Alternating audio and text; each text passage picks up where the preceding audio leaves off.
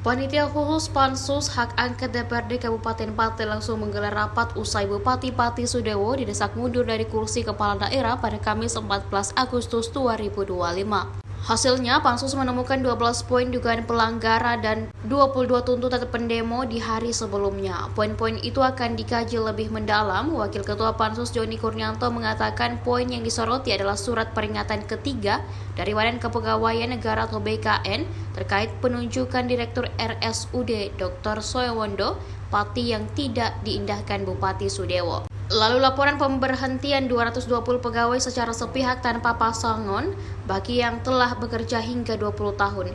Joni menegaskan dosa Bupati Pati Sudewo bukan hanya soal kebijakannya menaikkan pajak bumi dan bangunan atau PBB 250%, tapi momentum untuk membuka borok Pemkab yang lebih besar. Pansus juga mengundang tim ahli akademisi, tim ahli pemerintahan, serta perwakilan korban PHK sepihak untuk memberikan keterangan. Berbagai pihak diundang agar Pansus bisa mengambil putusan objektif sesuai fakta di lapangan. Kalau tanggapan kami dari DPRD tadi kan dari teman-teman pengunjuk rasa atau menyampaikan pendapat kan minta kita rapat paripurna.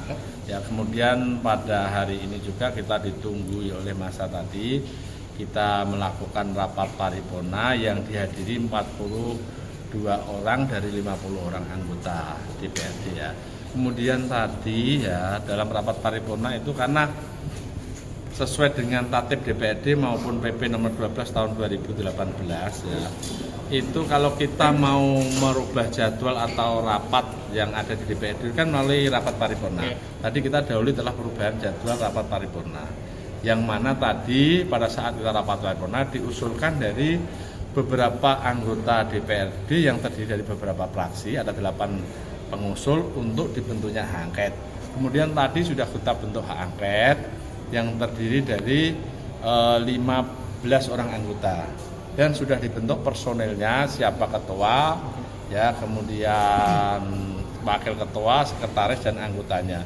Ya kami harap Pansus untuk segera bekerja lah, mensikapi kondisi yang terjadi saat ini di Kabupaten Pati. Mudah-mudahan ini segera reda lah. Pak Bupati segera mengambil satu kebijakan yang baik, yang maslahat untuk Kabupaten Pati ini. Apapun kuncinya ini berada di Pak Bupati Pati. Kebijakan itu ada di Pak Bupati Pati. Kami yang ada di DPRD ini hanya berproses.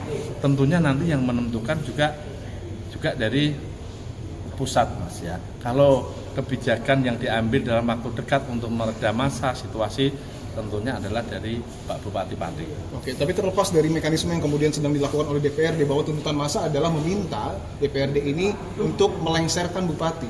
Tanggapan Anda? Nah, itu kan permintaan dari teman-teman ya pengunjuk rasa atau yang menyampaikan pendapat. Ya, tentunya tanggapan dari saya ya, kewenangan itu ada di Pak Bupati, Mas. Dari Pak Bupati, apapun. Artinya Pak Bupati yang memang harus mengundurkan diri. Kalau soal mengundurkan diri itu kan kewenangan Pak Bupati, ya kan. Karena yang mempunyai hak itu Pak Bupati, Mas. Apa ada untuk pemaksulan Pak untuk dari DPR? Kalau soal itu kita bentuk angket dulu, Mas. Sesuai dengan cara dan tahapannya, tata caranya itu harus kita bentuk angket.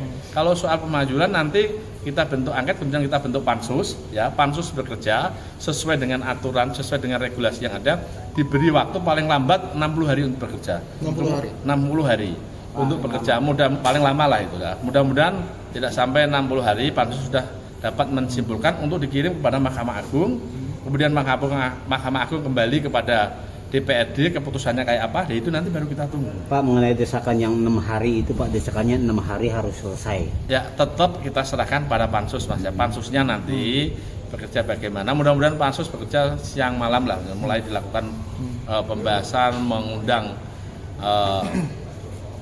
tim ahli termasuk. Karena kita juga perlu mengundang tim ahli, Mas. Kita mengundang siapa yang menjadi korban, ya kemudian mengundang saksi itu juga perlu.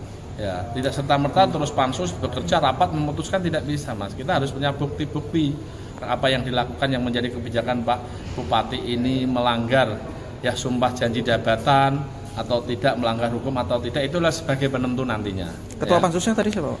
Ketua Pansusnya adalah Pak Teguh Bandang Waloyo, wakilnya Haji Joni Kurnianto, sekretarisnya adalah Ibu Muntama. Download Tribun X sekarang, menghadirkan lokal menjadi Indonesia.